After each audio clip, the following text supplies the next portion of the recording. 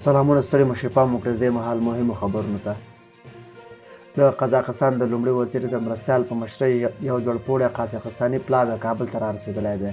نن یکشنبه چې د اپریل 21 ده د راپورونو په اساس د قزاقستان یو جوړپوړی پلاوی کابل ته رسېدلی دی چې تمه شته دا پلاوی به سبا د افغان قزاق د نندارتون پرانیستې غونډه کې هم ګډون وکړي.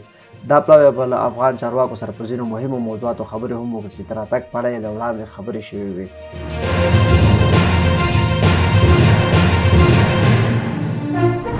د تیرې ولسي جرګې پخوانی غړی عبدالظاهر قدیر د دوبۍ په هوایي ډګر کې نیول شوی دی. د نوموړي وراره جلال قدیر د هغه د نیول کېدو خبره منلې ده.